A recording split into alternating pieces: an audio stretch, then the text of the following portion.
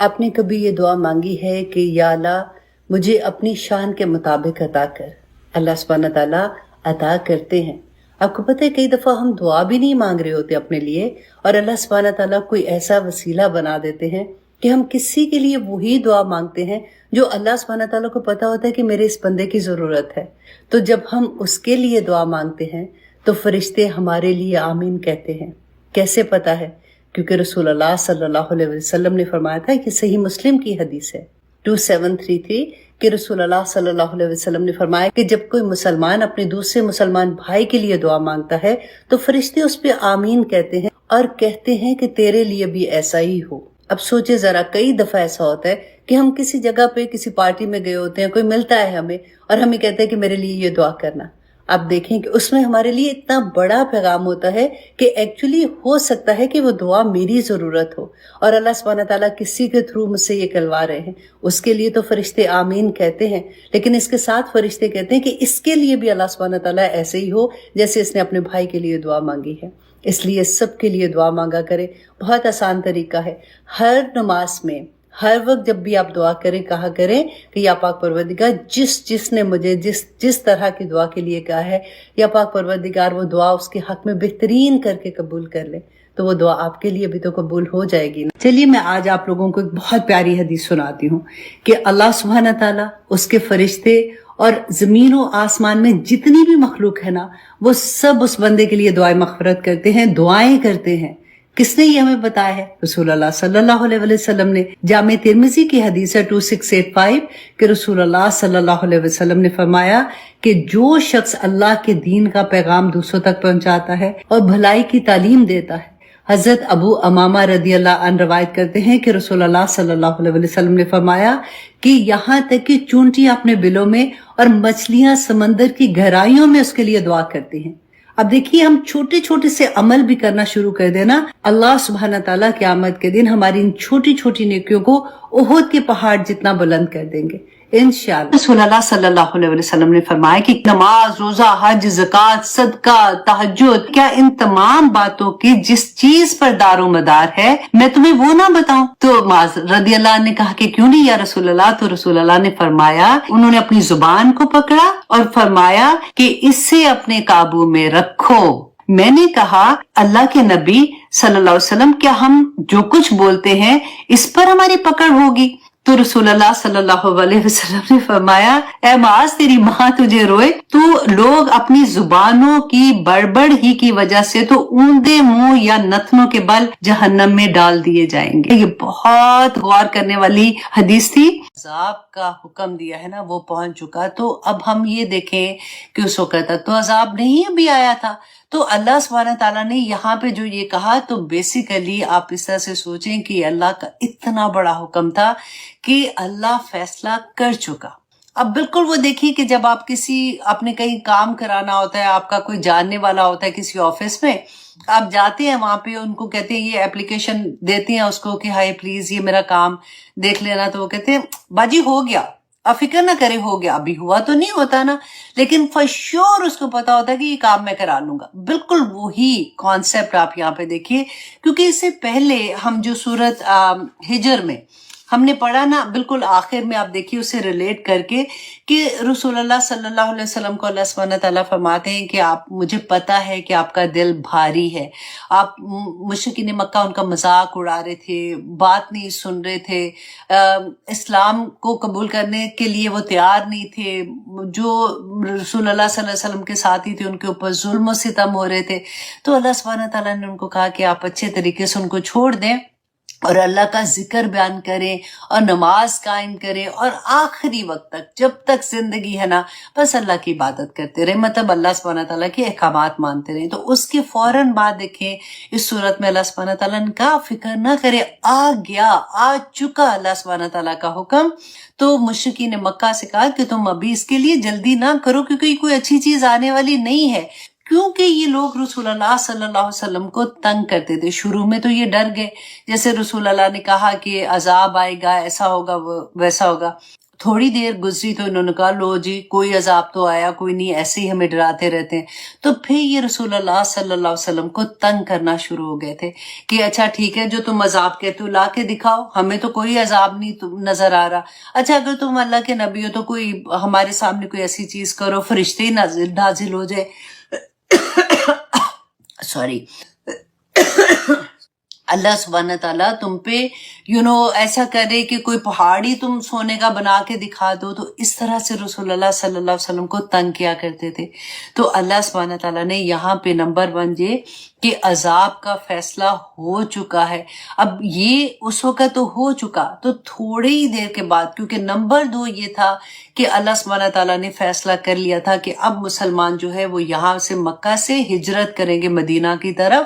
کیونکہ عذاب اس لیے نہیں آیا، یہ ہم پہلے پڑھ چکے کہ اللہ سبحانہ تعالیٰ نے فرمایا تھا کیونکہ تمہارے اندر نبی صلی اللہ علیہ وسلم موجود ہیں، اور اگر وہ موجود ہے تو وہاں پہ عذاب نہیں آ سکتا. حضرت علی کی وہ حدیث بھی آپ کو وہ قول یاد ہوگا نا کہ انہوں نے کہا تھا کہ لوگوں اب استغفار کو پکڑ لو، کیونکہ 2 ہی چیزیں، ایک تو نبی بیچ میں ہو تو نہیں عذاب آتا، اور دوسرا اگر استغفار کو تم پکڑ لو.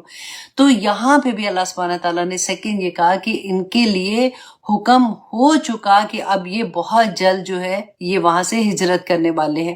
اور تیسری بات یہ تھی کہ عذاب کیا آیا تھا فوراً بعد ہی. دیکھیں جیسے یہ مدینہ میں گئے ہیں مسلمان، تو پہلی جنگ، کیونکہ مکہ میں تو کوئی جنگ نہیں ہوئی تھی. اب سوچے 13 سال، لوگ کہتے ہیں نا کہ مسلمان جو تھے انہوں نے تو اتنی جنگیں کی، اتنا خون خرابہ کیا، یہ وہ. 13 سال تک مسلمان عذاب ان کے ساتھ جو کفار کے ظلم تھے نا، وہ کفار کے ظلم سہتے اتنے بری طرح سے کہ لیکن ان کو اجازت نہیں تھی کہ یہ اپنا ہاتھ اٹھائے. کفو ایدیہم، ان کو یہ حکم تھا کوئی ایک جنگ، کوئی ایک لڑائی آپ کے سامنے نہیں ہوگی. ہاں یہ ہوگا کہ کفار جو تھے مشرکین مکہ نے ظلم کیا، لیکن انہوں نے آگے سے جواب نہیں دیا. رائٹ. تو اللہ سبحانہ تعالیٰ اب کیونکہ جب یہ مدینہ میں گئے، ایک آزاد ریاست بن گئی، تو اب جنگوں کا سلسلہ شروع ہونا تھا. تو پہلی ہی جو جنگ بدر ہوئی تھی، اس میں ان کے بڑے بڑے لوگ جو تھے وہ مارے گئے تھے، جو ان کے سردار تھے. تو اللہ سبحانہ تعالیٰ نے یہاں پہ فرمایا فَلَا تَسْتَعْجِلُوهُ، تو دیکھو تم اس کی جلدی نہ کرو، کیونکہ یہ عذاب تو آنے ہی والا ہے، کیونکہ فیصلہ ہو چکا ہے. پھر اللہ سبحانہ تعالیٰ فرماتے ہیں سبحانہ وَتَعَالَى عَمَّا يُشْرِكُونَ، کہ پاک ہے، وہ بلند تر ہے اس سے جو تم شریک ٹھہراتے ہو. کہ اللہ سبحانہ تعالیٰ کو کسی مددگار کی ضرورت نہیں ہے. آیت الکرسی ایک دفعہ اس کا ترجمہ پھر سے جب بھی ایسی کوئی آیا آتی ہے نا تو ضرور پڑھا کرے کہ اللہ سبحانہ تعالیٰ نے یہ نہیں کہا کہ میں بڑا مصروف ہوں، میں تو اولاد نہیں دے سکتا، تو فلاں پیر کے پاس چلے جانا، وہ تمہیں اولاد دے دے گا. میں تو تمہیں رزق نہیں دے سکتا، فلاں قبر والے کے پاس جانا، وہ گنج بخش ہے، وہ تمہیں سارا کچھ ہی عطا کر دے گا. فلاں کے پاس چلے جانا، وہ تمہیں فلاں عطا کر دے گا. نہیں، وَتَعَالَى عَمَّا يُشْرِكُونَ، وہ بہت بلند ہے اس سے جو تم شریک ٹھہراتے ہو.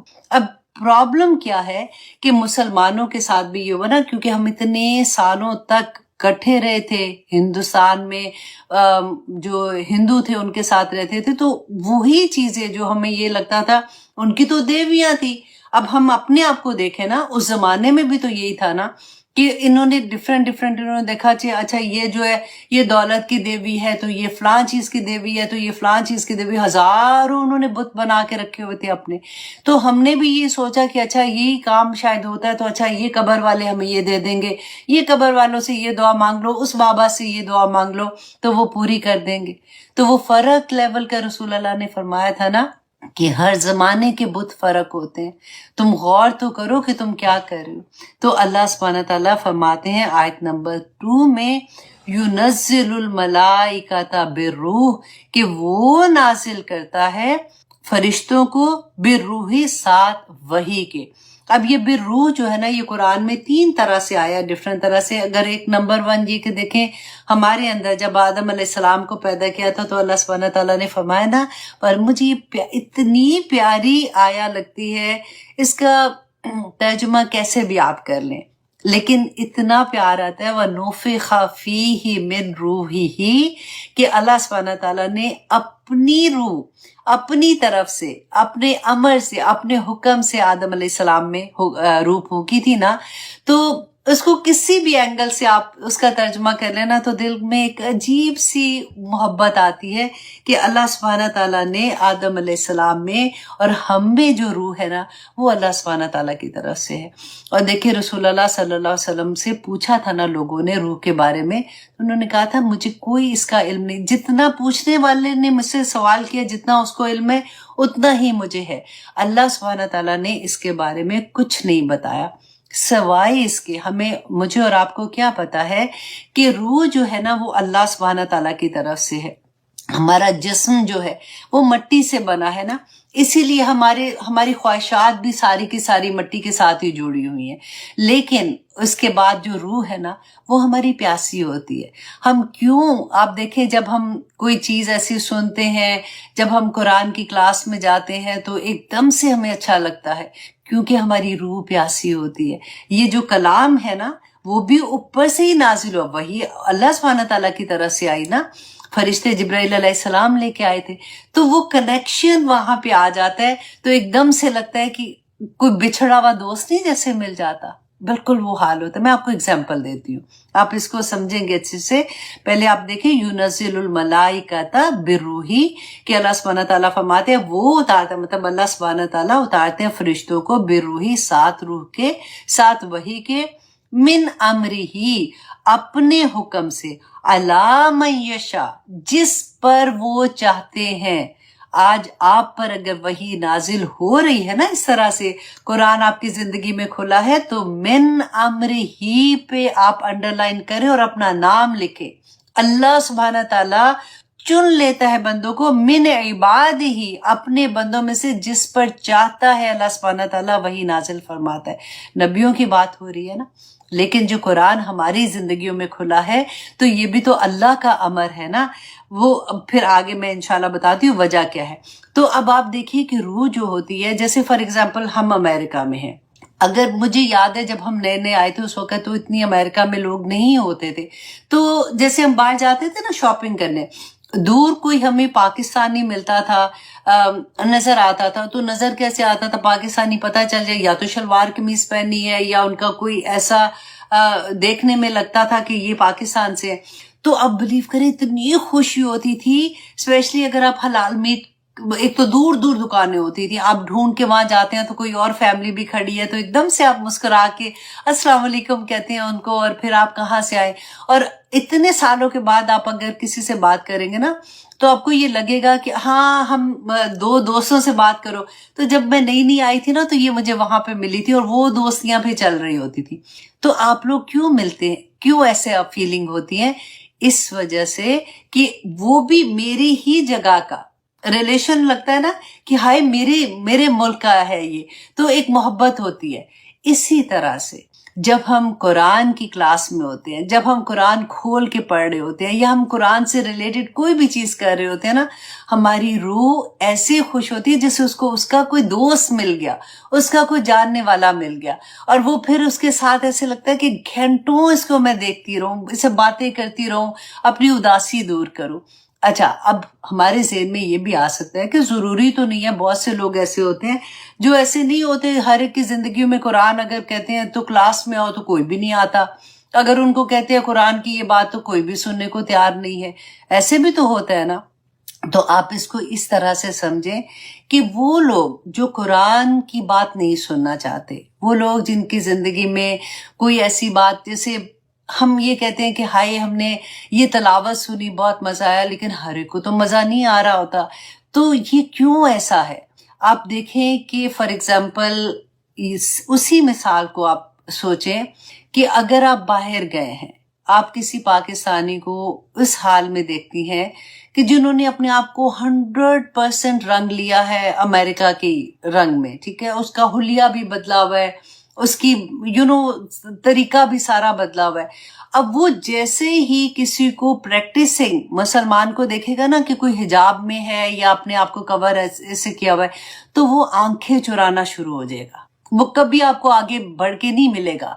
दे थिंक कि ओ, या तो वो शर्मिंदा होगा, और अगर शर्मिंदा नहीं है ना तो वो ये कहेगा कि ओ आई एम डिफरेंट, मुझे इनसे बात नहीं करनी, तो वो अपनी रूट को ही नहीं पहचानेगा। उसकी रूह इतनी वो कहते हैं ना कि गुनाहों में दब जाता है बंदा, जैसे उस तरह वाला हाल होता है कि वो बंदा दूसरे को नहीं पहचानता। चलो आप यहाँ को छोड़ दो, आप पाकिस्तान की बात कर लो। आप वहां पे भी आप देखें, कई दफा आपको लोगों की नजरें चुराने से पता चल जाता है कि ये कोई पाकिस्तानी है या ये अपना कोई मुसलमान है, पता चल जाता है, क्योंकि गैरों को तो कोई परवाह भी नहीं होती कि आप कैसे हो। कई दफा लोग ऐसी हरकतें करते हैं, लेकिन क्यों? क्योंकि उनको अपनी असल याद नहीं होती और उनकी रूह उससे तर ही नहीं होती, उनकी रूह को मजा ही नहीं आ रहा होता, क्योंकि वो गुनाहों में इतना लिपट गई होती है कि उसके अंदर खैर ही नहीं जा रही होती। ये होता है। अल्लाह से दुआ करें कि अल्लाह सुब्हानहू तआला हमें इन लोगों में शामिल ना करना। अल्लाह सुब्हानहू तआला हमें इज्जत अता करना कि हम अपनी रूह को पाक रख सके, क्योंकि हर वो दिल जो गुनाहों से पाक होगा तो अल्लाह सुब्हानहू तआला तो उसी दिल में आएंगे ना। ऐसा तो नहीं हो सकता कि गुनाहगार दिल में अल्लाह सुब्हानहू तआला आ जाए। तो हमें कोशिश ये करनी है कि हम अपने दिल को पाक और साफ करते रहें। अल्लाह सुब्हानहू तआला फरमाते हैं कि अल्लाह सुब्हानहू तआला नाजिल करते हैं फरिश्तों को बिरूही, साथ वही के, मिन अमरी ही, अपने हुक्म से, अला मन यशा, जिसे वो चाहते हैं। अल्लाह सुब्हानहू तआला हमें भी चुन ले, आमीन सुम आमीन, मिन इबादिही, अपने बंदों से। क्यों ऐसा करते अल्लाह सुब्हानहू तआला? अन अनज़िरू, कि तुम डराओ उन लोगों को, अन्नहु, के बेशक वो, ला इलाहा इल्ला अना। आप ये भी देखें कि हम हमेशा पढ़ते ना ला इलाहा इल्लल्लाह, कि नहीं है कोई माबूद सवाए अल्लाह के। यहाँ पे अल्लाह सुब्हानहू तआला ने कहा नहीं है कोई, ला इलाहा इल्ला अना, कि कोई माबूद नहीं है सवाए मेरे, फत्तकूनी, तो बस मुझी से डरो। पैगाम क्या देना है लोगों को? अल्लाह सुब्हानहू तआला से डराना। डराना क्या होता है? अल्लाह से तो डराने की कोई बात है ही नहीं। अल्लाह सुब्हानहू तआला तो इतनी प्यार करने वाले हैं, इतनी मोहब्बत करने वाले हैं। तो अगर आप इसके आगे ये लिखते हैं फत्तकूनी, तो बस मुझी से डरो। लेकिन अगर ये जो आप अंजार का लफ्ज है ना, अंजार कहते हैं आगाह कर दो, लोगों को बता दो। देखिए जो अंजार करते हैं ना, जैसे फॉर एग्जाम्पल हमारे मुल्क में फॉर एग्जाम्पल अभी अल्लाह ना करे पता है कि हरिकेन आना है, तो पहले से टीवी में आना शुरू हो जाए कि हरिकेन बहुत तेजी से आ रहा है, तो आप अपने आप को सेव कर लो, इस इलाके से बाहर आ जाओ, या सैलाब आ रहा है इस एरिया में, इसको खाली कर दो। तो आप क्या उनको बुरा समझेंगे? वो तो आपकी भलाई के लिए कह रहे हैं ना। तो यही अंजार होता है कि लोगों को बता दो कि जो कुछ ये दुनिया में कर रहे हैं ये कुछ भी नहीं है, लोगों का असल घर आखिरत में है, जन्नत में है। और ये जो रास्ता है ना हिदायत का, ये अल्लाह सुब्हानहू तआला बताते हैं कि हर नबी को अल्लाह सुब्हानहू तआला ने, और रसूलुल्लाह सल्लल्लाहु अलैहि वसल्लम तो लास्ट प्रॉफिट थे, और उसके बाद जो भी दाइए दीन है उसका यही काम है। और हर मुसलमान दाइए दीन है, हर मुसलमान, हर मर्द, हर औरत, हर बच्चा दाइए दीन है। अल्लाह सुब्हानहू तआला ने फरमाया कि हर आने वाला, हर अपने बाद आने वाले को ये पैगाम दे के जाए कि हिदायत का रास्ता कौन सा है, क्योंकि अल्लाह सुब्हानहू तआला ने ये वही, ये कुरान पाक हम सब के हाथ में दे दिया। और ये बहुत आसान है, क्योंकि हमें अक्सर ये कहा जाता है कि कुरान को समझने के लिए आपको तो किसी की जरूरत है, आप खुद समझेंगे भटक जाएंगे। वल्लाही कुरान पाक बहुत आसान है।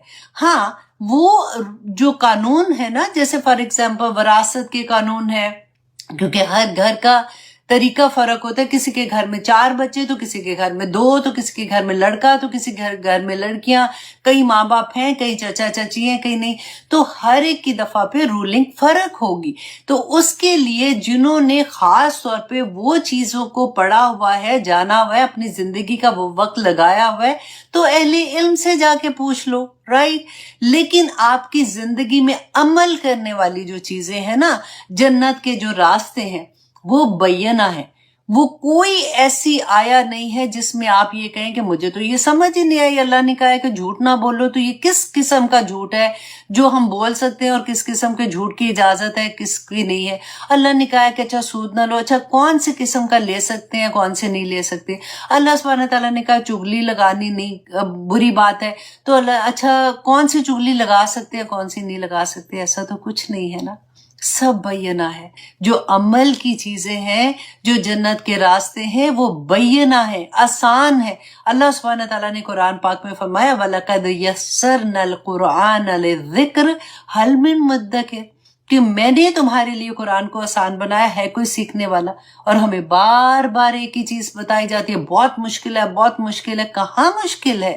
اللہ سبحانہ تعالیٰ نے ایک خط، فار ایگزامپل میں اکثر یہ بات کہتی ہوں کہ میری امی ہے، وہ پاکستان میں ہے، فار ایگزامپل میں ادھر ہوں، میری امی کو بہت امپورٹنٹ خط مجھے لکھ رہی ہیں اور مجھے بتا رہی ہیں کہ یہ چیزوں کا خیال رکھنا اور یہ چیزوں کا نہیں، تو میری امی سوچیں گی کہ اچھا میں کوئی ایسی لینگویج میں لکھوں یا اس طرح سے لکھوں کہ اس کو سمجھ نہ آئے۔ ایسا تو نہیں ہو سکتا نا۔ تو یہ کہاں بھٹکتے ہیں ہم لوگ؟ میرے رب نے میرے لیے یہ کتاب بھیجی ہے عمل کرنے کے لیے، اور اس کو کہہ بھی دیا کہ میں نے اتنا آسان بنایا، پھر ہمیں شیطان بکاتا ہے بڑا مشکل ہے۔ آپ رمضان آ رہا ہے نا ابھی، اب 10 قرآن بھی پڑھ کے چھوڑ لیں کچھ نہیں ہونا۔ آف کورس اس کا سائیڈ افیکٹ ہے، آپ کو ایک ایک لفظ پہ نیکی ملے گی، لیکن اگر آپ کو پتہ ہی نہیں ہے کہ قرآن میں کیا لکھا ہوا ہے تو آپ مجھے بتائیں کہ کیا فائدہ اس قرآن کو پڑھنے کا؟ اسی وجہ سے تو آج دیکھیں ہمارے ارد گرد میں کیا حال ہوتا، کیونکہ عمل نہیں ہوتا نا۔ لیکن الحمدللہ ثم الحمدللہ، اللہ سبحانہ تعالیٰ آپ لوگوں کا بیٹھنا اور میرا پڑھانا بھی قبول و منظور کرے، اور آپ لوگوں کو بھی جو لوگ شیئر کرتے ہیں دوسرے لوگوں تک اللہ کا پیغام پہنچانے کی کوشش کریں، اللہ سبحانہ تعالیٰ ان کے بھی قبول و منظور کرے، آمین۔ اور آپ لوگ جو امتحان دیتے ہیں وہ بھی اللہ سبحانہ تعالیٰ قبول کرے، کیونکہ آپ اتنی محنت سے کلاس سنتے ہیں اس کے بعد آپ امتحان دیتے ہیں تو بہت اچھا لگتا ہے آنیسٹلی۔ اب آگے دیکھیے آیت نمبر 3 میں اللہ سبحانہ تعالیٰ فرماتے ہیں خلق السماوات والارض، کیا لوگو یہ اللہ سبحانہ تعالیٰ نے کیوں کیا ایسا؟ کہ اللہ سبحانہ تعالیٰ نے کیا تمہیں دنیا میں بھیج کے پھر اللہ سبحانہ تعالیٰ کیا بھول گئے ہیں کہ اچھا میں تو بڑا مصروف ہوں، تم ان لوگوں کے پاس جا کے اپنے کام کرا دینا، یہ دعا قبول کر لیں گے، تمہیں کوئی مشکل آئے گی تو فلاں کے پاس جانا، تو میں تو بڑا مصروف ہوں مجھے نہ چھیڑنا۔ ایسا تو کچھ نہیں ہے نا۔ اب یہاں پہ دیکھیے کہ اللہ سبحانہ تعالیٰ ایک ایک چیز ہمیں بتائیں گے کہ اللہ سبحانہ تعالیٰ نے ہم لوگوں کے لیے، میرے لیے، آپ کے لیے کیا کیا چیزیں پیدا کی ہیں۔ اللہ سبحانہ تعالیٰ اپنی پہچان بتائیں گے، کیونکہ ہم پڑھتے ہیں نا کہ جب تک ہمیں یہ نہیں پتا چلے گا کہ میرا رب کون ہے تو ہمیں اس سے محبت اس لیول کی نہیں ہو سکتی ہے۔ ہم کہتے ہیں کہ ہمیں اللہ سے محبت ہے، لیکن جب ہم دل میں دیکھتے ہیں تو ہم کہتے ہیں کہ ابھی تو ہماری وہ پہچان کیونکہ ویسے نہیں ہوتی ہے نا۔ تو محبت کا وہ لیول کہ ہماری آنسو نکلتے ہیں کہ ہم اللہ سبحانہ تعالیٰ کی خشیت سے بھی رونا شروع ہو جائے، ہمیں اللہ سبحانہ تعالیٰ سے اس طرح سے محبت ہو جائے، تو مجھے امید ہے کہ انشاءاللہ یہ سورت کے ختم ہونے تک ہمارا وہ لیول اللہ سبحانہ تعالیٰ لے آئیں گے۔ اب اللہ سبحانہ تعالیٰ سب سے پہلے تو ہمیں ہماری اوقات یاد کراتے ہیں کہ انسان تو اپنی اوقات تو دیکھ کہ تو کیا چیز ہے اور تو کیا کر رہا ہے، اور کیسے تو اپنے رب عظیم، تو اپنے رب کا حکم نہیں مانتا۔ خلق السماوات والارض، کہ اللہ نے پیدا کیا آسمانوں اور زمینوں کو بالحق،